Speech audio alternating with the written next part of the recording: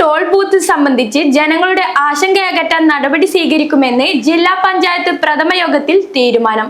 അസീസ് കളത്തൂർ അവതരിപ്പിച്ച പ്രമേയത്തെ ഹർഷാദ് ഓർക്കാടി പിന്താങ്ങി.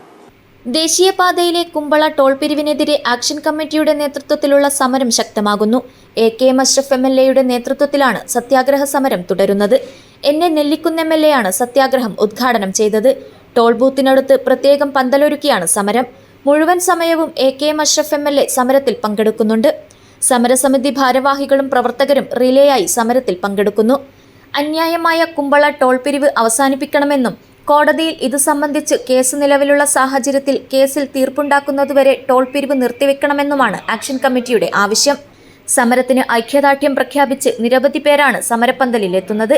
പന്തം കൊളുത്തിയും വാദ്യമേളങ്ങളുമായാണ് നാടിന്റെ നാനാഭാഗങ്ങളിൽ നിന്നുള്ളവർ ഐക്യദാർഢ്യവുമായി സമരപ്പന്തലിലെത്തുന്നത്. മഞ്ചേശ്വരം മണ്ഡലത്തിന്റെ വിവിധ ഭാഗങ്ങളിലുള്ള ഖത്തീബുമാർ സമസ്ത കേരള ജമിയത്തുൽ ഖുതൂബയുടെ നേതൃത്വത്തിൽ സമരപ്പന്തലിലെത്തി പിന്തുണ പ്രഖ്യാപിച്ചു. സത്യാഗ്രഹ സമരത്തിന് പിന്തുണയുമായി മംഗൽപാടി മൊഗ്രാൽപുത്തൂർ പഞ്ചായത്ത് ഭരണസമിതി അംഗങ്ങളും സമരപ്പന്തലിലെത്തി.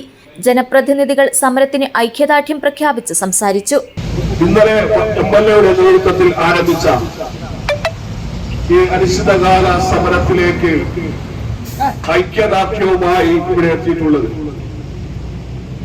ദേശീയപാത വികസന പ്രവർത്തനത്തിന് നമ്മൾ ആരും എതിരല്ല.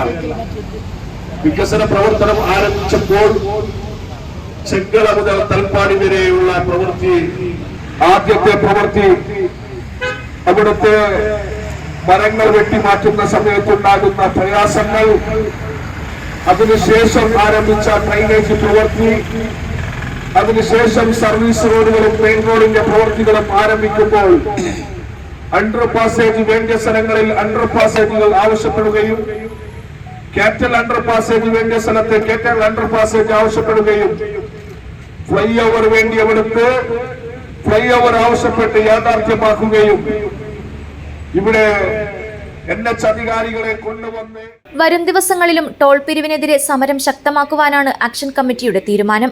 അതിനിടെ ഫാസ്റ്റ് ടാഗുള്ള വാഹനങ്ങളിൽ നിന്ന് മാത്രമാണ് ഇന്നും ടോൾ പിരിക്കുന്നത്. News bureau, Kumbla.